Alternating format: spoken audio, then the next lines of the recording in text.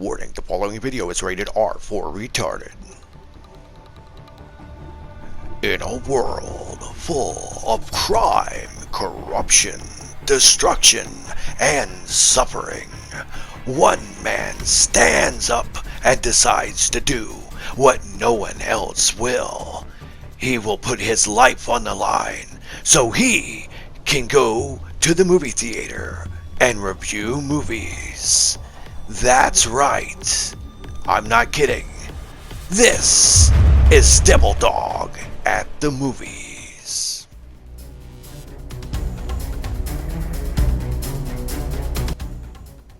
Hello everybody, it's me Nate, aka Devil Dog, and I'm back with another movie review. You already know the movie because you've seen the thumbnail. And before I get started, I have to say I did not want to review this movie. I originally said I wasn't going to. But I've also always said if anybody who is a subscriber or a friend sends me something to review, no matter what it is, I'll review it. And maybe I should retract that statement, but it still stands true because someone sent me an advanced screening ticket to go see Space Jam: A New Legacy. Therefore, out of respect that I said I would review anything that someone sends me to review, I'm going to do a non-biased review. I'm going to keep all my personal feelings of this movie out of it and my non-biased review for Space Jam: A New Legacy.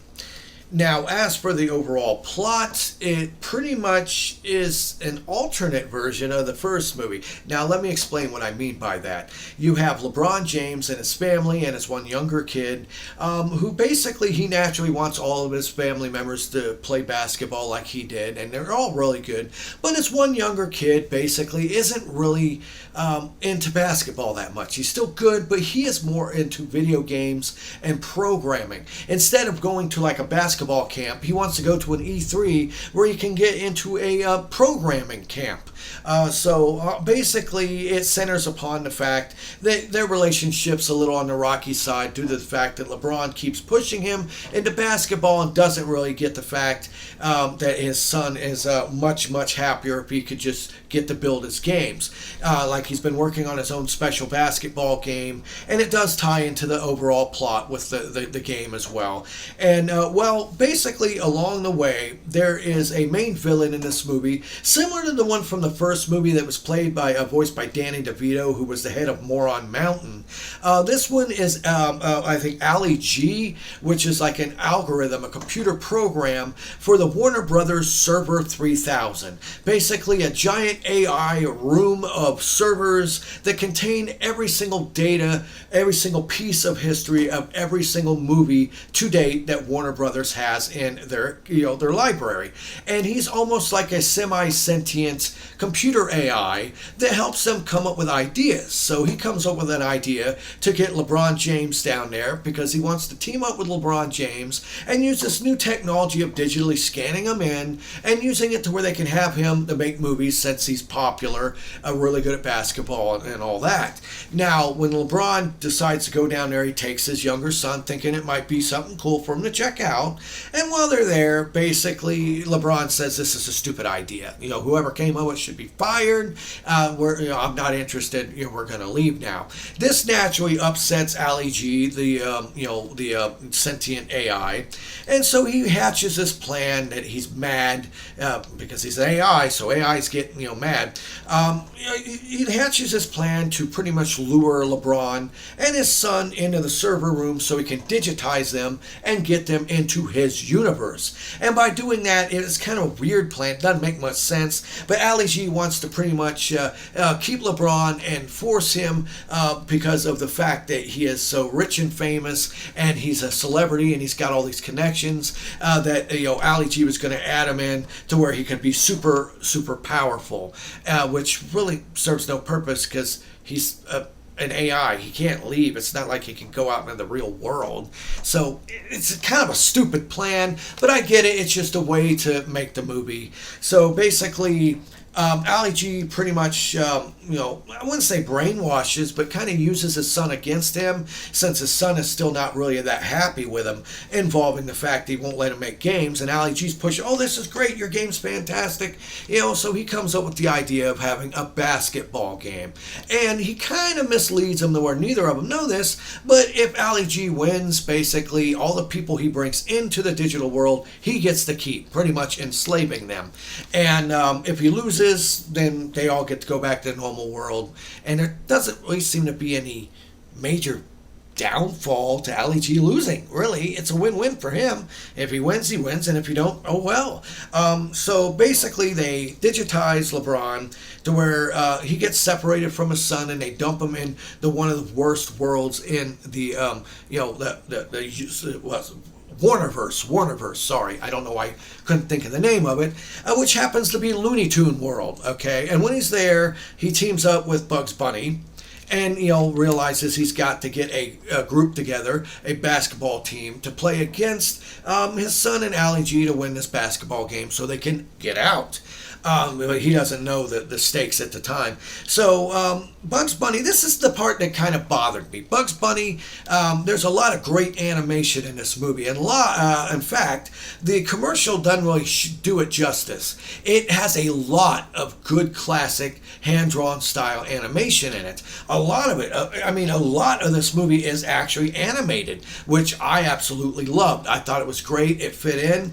They had a lot of little things as they go around to these worlds to gather the right amount of people to build a basketball team.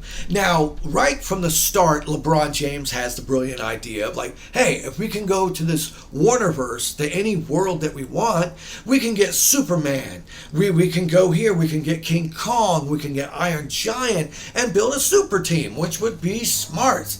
But Bugs Bunny kind of tricks him to where he gets them to go to these different worlds because for some reason or another, Ali G was able to get all the other Looney Tunes to leave Looney Tune Land and go to other worlds. So they go into the movie Casablanca. And that's where they meet Yosemite Sam. He's the piano player. Play it again, Sam. And they recruit, Yosemite Sam. And then, they go and get, Granny. She's actually in the Matrix as Neo.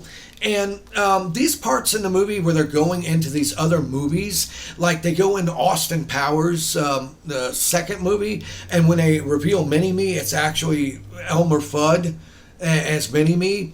So the way they do it, you can tell they took actual footage of the movie and then digitally added in the cartoon characters and filmed other scenes. And it's done fairly well. It's kind of funny, a good tongue-in-cheek reference to all these other characters.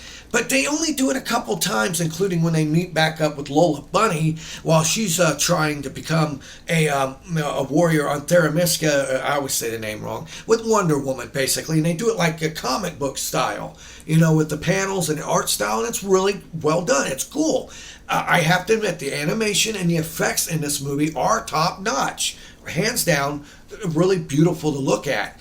So they pretty much... like I said, LeBron got tricked into getting all these other Looney Tunes people. He's like, listen, Bugs, we got all your buddies back. That's fine. But I have to at least have one basketball player along with me for a team. And that's when they bring in Lola Bunny.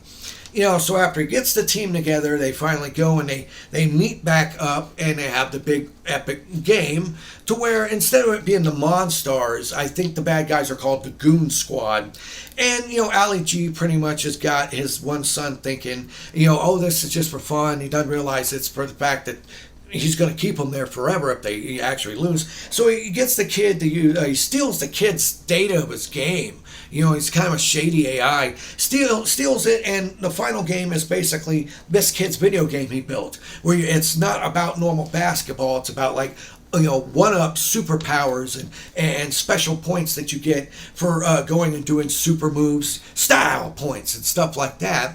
And, so he uses this game to modify himself, this kid does, to where he's super powerful and strong, has all kinds of special abilities, and he gets his own special team of players that are like modified versions of normal, NBA basketball players, where they have special moves. Like one lady, she's a spider, so she's got extra legs, and one's a snake, and another one is like a fire and water and heat. You know, you can turn into fire and water at the same time. And they're pretty much getting their butt handed to them. And, pretty much at that point, then, just like the first movie, they're down. And LeBron finally learns that, you know what? We're not winning this doing it with basketball fundamentals. I'm not letting you guys be the Looney Tunes. And because of that, since these rules are not the same as real basketball, the only way to win, because the points are like they're down by 1,000 points, is they realize that, you know what, here, Bugs, here's the magic marker. You come up with the game plan. We're going to go out and we're going to have a good time. It's all about having a good time now. It's not about fundamentals. It's about enjoying yourself. So they go out and he allows the Looney Tune gang to be themselves. They're doing classic bits, like the train running you over, the fake wall, Wile E. Coyote's cloning himself. And this is the part where it kind of switches to where everything's like CGI related. This is the part that you've seen in the trailers where all the cartoon characters become the 3D stylized characters, and they're creepily done. They look great in CG, in 3D CG. Honestly, they look fantastic. But I will have to say, naturally because of this, the good guys are able to win. They're able to defeat the evil villain Ali G, and at the end he gets destroyed, and they all the people warp back to their normal lives, and they have a little happy ending. LeBron realizes he was tough on his son, and lets his son go to the computer programming camp, and tells him, you know what, I want you to do what you want to do, what makes you happy, and that's all that counts. So it has a nice happy ending. I will have to say, even though I don't like the guy, LeBron James did do a pretty good job acting in this. Way better than Michael Jordan. But then again, Michael Jordan just had more charm. And that's the part where this movie bothers me. Now, like I said, this is non-biased. This is based off of what I felt about this movie. And I can't compare it to the original Space Jam because it was made so long ago that they took too long for this, really. I know that they wanted to have other people in it, even talked about possibly with Tony Hawk or other people other than basketball, which would have been really odd, but instead they went this route. And it is an entertaining film. It is a very good film you can take the whole family with. There was lots of little kids in the audience, and everyone seemed to be having a good time. It was a entertaining movie. But other than great effects, one of the main draws of this was the ability that they were going to be jumping the different universes in the Warner Brothers category. And they only did it a couple times. Other than that, you only see a couple times where they're flying past like Harry Potter World or Matrix World. And you might have like LeBron James in a cartoon version done up like Harry Potter. It's like, oh look, I'm a Hufflepuff. And while that's great, it was so underutilized that I was expecting so much more from that idea in this movie. And like I said early on, this is like an opposite of the first movie. The first movie was about the Looney Tunes being forced into slavery unless they won a basketball game. So then they go out and they get Michael Jordan, because they're allowed one person in. So they get Michael Jordan to have him join their team. I know later on, Bill Murray joined too, but they got Michael Jordan, which made sense. This time it's kind of the opposite. It's LeBron James who's supposed to be building his team, and they just kind of shoehorn in the ability to end up having them all be Looney Tunes characters. I would have much rather seen it with the Looney Tunes characters, but with him actually picking honestly, Superman. You get to see parts with Superman, animated Superman, and stuff like that, and it would have been great to actually see that in this movie, but they didn't do that. They didn't do that at all. It was almost like a bait and switch in the review, in the trailers, to where you're like, you still get the Looney Tunes. But it was a really poor excuse in my book of the way of them creating these different worlds, just for an excuse for a gag or two, just to see these Looney Tune characters in these other movies. They could have done this so much better, I think. They had so much possibilities for it. And in the end, I think they kind of squandered it just for a couple little, quick things. And it's not until the very end in the final basketball game, when you have all the thousands of these other characters, that you see other characters. You see Wacko, Yakko, Dot. You see Gremlins. You see the Iron Giant, King Kong. You have the Flintstones. You have Jabberjaw. You have all these other characters. And it just seems to me like it was almost like Ready Player One. They really didn't serve a purpose. They were just there to go, oh, look, we're pulling some swag out. Look, we're Warner Brothers. Check out all of our characters.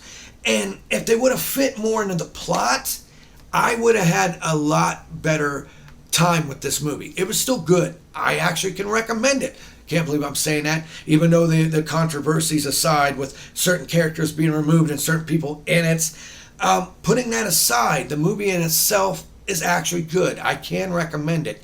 It doesn't quite have the same charm as the classic original. And let's be honest, the original wasn't that good either. These movies were always meant for fun. The original was actually based off of a commercial for Nike, Nikes, for basketball shoes. And it turned into this movie. So this one, at least I would say, has more of a streamlined plot.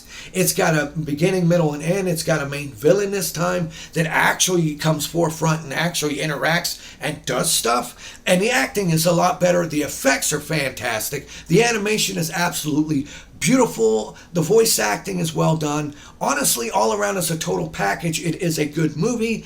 But I just feel they let the ball drop, no pun intended, involving the use of these other worlds that they could have used and focused on so much more and had it more integral to the plot instead of what they did. They were just there for throwaway gags. Really, it's all they were. And the other thing I got to point out is at the end when you see all the people, all the different characters, I don't know why they did this. Well, a lot of the characters they have up front that you get to see are people in costume, okay? You look and you're like, oh, look, it's the Danny DeVito version of the Penguin from Batman Returns. But it's obviously not Danny DeVito. It's obviously, I wouldn't say a poor rendition. It's still good, but you can tell it's not him. Same as Mr. Freeze from Batman and Robin. You can tell it's not Arnold Schwarzenegger. The only one that looked right was Pennywise the Clown, but after all, it was just a mask. They could have put that on anyone. I feel that they should have had the CG characters more up front and the people in the costumes in the back a little farther. That way it would have worked a little bit better, so you wouldn't go, that's an Odd Lot brand version of the Penguin. But that's just minor nitpicks to actually a fairly decent movie. Once again, I don't think they should have made this. I think they should have come out with a long time ago, maybe with someone else, they did talk about Kobe Bryant being in it before everything that happened with him. Honestly, a Tony Hawk version, it would have been nice other than basketball again. It really actually would have. I think that would have added a little bit more flavor to the mix. And I do like the new villain, even though his motivations are kind of pointless. And I didn't like how the overall story is a flip-flop of the original, where the Looney Tunes actually needed a good basketball player, and instead of this one, you got a good basketball player that's kind of just getting Looney Tunes with him. But in the end, it is entertaining, and I can say if you have little kids, it's non-offensive in any way. I wouldn't have any problem and saying I recommend that you take your friends and family to see it. Just keep in mind, I personally, from my personal feelings, I have to say I like the original way better. This one, they just had so much chances of doing something special, what they set up.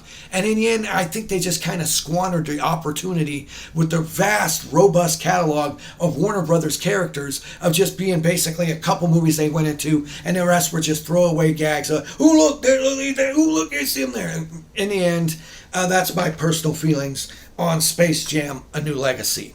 Please leave in the comments below what you think of Space Jam: A New Legacy, if you actually seen it, if you plan on seeing it, putting all the controversy and BS aside, as a movie as a whole, what did you think of it compared to the original? Did you like it or not? What was your favorite parts? And what were the parts that you hated the most? This was Nate, aka Devil Dog, and I want to thank each and every one of you for watching these videos. Please leave in the comments below, lots of comments. I can respond to each and every single one. Hit that like button, subscribe. please, 95% of you ain't subscribed. I don't know why I say it, I have to. YouTube algorithm means I have to say subscribe. And remember, I always end my videos by saying, have fun, play hard, and remember, people, the devil is in the details. Peace out until next time.